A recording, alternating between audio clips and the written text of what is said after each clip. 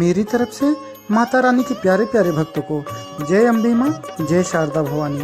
भक्तों, आज हम अपने इस वीडियो के माध्यम से माता महाकाली का गुणगान करेंगे। ओम जयंती मंगला काली, भद्र काली कपालिनी, दुर्गा क्षमा शिवा धात्री, स्वाहा स्वधा नमोस्तुते।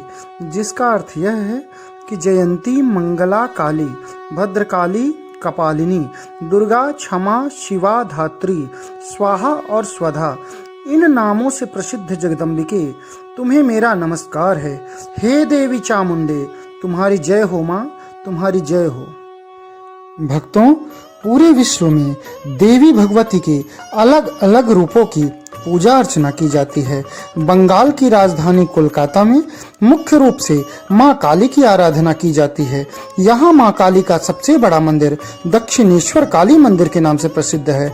कई लोगों का मानना है कि कोलकाता में माँ काली खुद निवास करती हैं और उन्हीं के नाम से इस जगह का नाम कोलकाता पड़ा।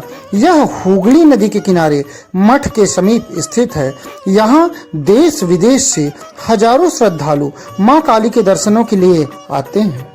भक्तों, दक्षिणेश्वर काली मंदिर का निर्माण एक शूद्र जमींदार की विधवा पत्नी रासमणि ने करवाया था। जिस दौर पे इस मंदिर का निर्माण हुआ, उस काल में संपूर्ण बंगाल में कुलीन प्रथा जोरों पर थी। ऐसे में एक शूद्र स्त्री द्वारा इस मंदिर का निर्माण और साथ ही इस मंदिर को समाज द्वारा स्वीकार करने के पीछे एक अद्भुत कथा छिपी हुई है।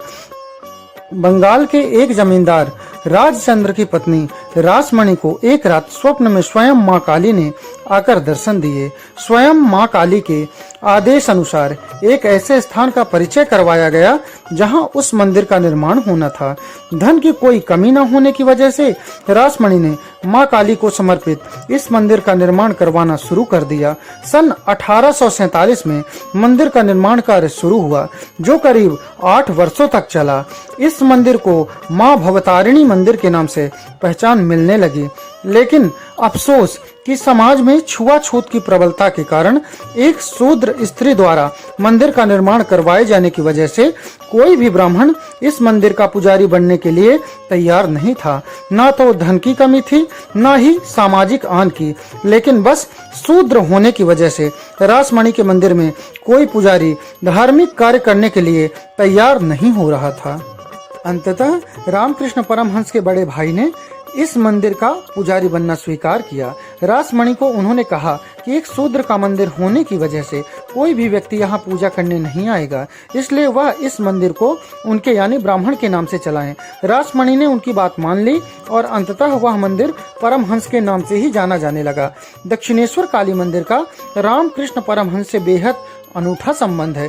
इसी मंदिर में माँ काली की आराधना करते हुए श्री रामकृष्ण को परमहंस की अवस्था प्राप्त हुई। वैसे तो हर मंदिर का एक पुजारी होता है जो अपनी आमदनी के लिए मंदिर के देव देवी की पूजा करता है, उनकी सेवा करता है, लेकिन इस मामले में रामकृष्ण परमहंस थोड़े अलग थे। रामकृष्ण माँ की पूजा तो करते ही थे, लेकिन साथ ही माँ काली की पत्थर की मूर्ति को घंटों निहारते रहते और न जाने उनके चेहरे पर क्या ढूंढते रहते थे। वे भूखे प्यासे सिर्फ माँ काली को निहारते रहते और भीतर ही भीतर यह सोचते रहते कि कब उनकी आराध्या उन्हें दर्शन देंगी। रामकृष्ण परमहंस माँ काली के सामने रोते रहते, जैसे कोई बालक वाकई अपनी माँ से बिछड़ गया हो। वे अपनी आराध्या से बस यही कहते रहते थे कि वे उन्हें अपना असली स्वरूप कब दिखाएंगी। मंदिर में उपस्थित अन्य लोग उन्हें पागल तक समझ बैठते थे। अपनी माँ से दूर रहते हुए परमहंस बेहद निराश और हताश हो चुके थे। वे काली माँ के चरणों में बैठकर खड्ग से अपना सिर काटने ही वाले थे कि स्वयं माँ काली ने उनका हाथ पकड़ लिया, उन्हें रोक दिया। माँ काली का स्वरूप देखकर रामकृष्ण एक ऐसी अवस्था में पहुँच गए जहाँ उन्हें भौतिक जीवन से कोई मोह नहीं रहा।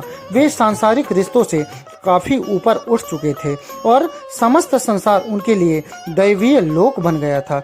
उस दिन के बाद जब तक वे जीवित रहे, तब तक माँ काली उनकी माता और सखा के तौर पर उनके साथ रहती थी।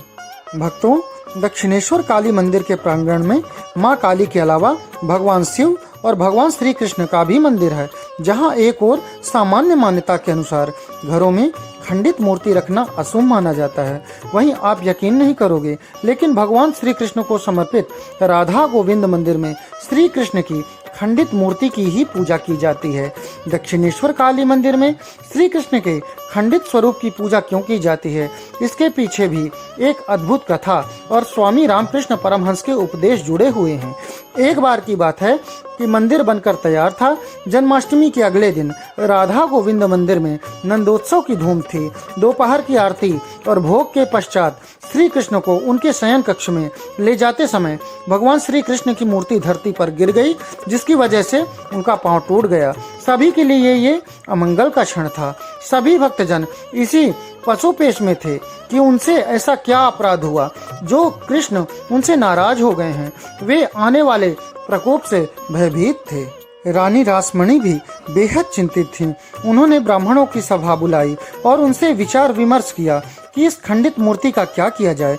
ब्राह्मणों ने यह सुझाव दिया कि इस मूर्ति को जल में प्रवाहित कर इनके स्थान पर नई मूर्ति को विराजित किया जाए, लेकिन रासमणी को ब्राह्मणों का यह सुझाव पसंद नहीं आया।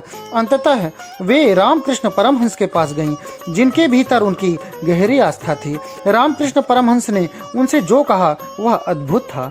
रामकृष्ण का कहना था कि जब घर का कोई सदस्य विकलांग हो जाता है या माता पिता में से किसी एक को चोट लग जाती है तो क्या उन्हें त्याग कर नया सदस्य लाया जाता है? नहीं, बल्कि उनकी सेवा की जाती है। बस फिर क्या था। रासमणी को परमहंस का यह सुझाव बहुत पसंद आया और उन्होंने निश्चय किया कि मंदिर में कृष्ण की इसी मूर्ति की पूजा की जाएगी और साथ ही उनकी देखभाल भी होगी।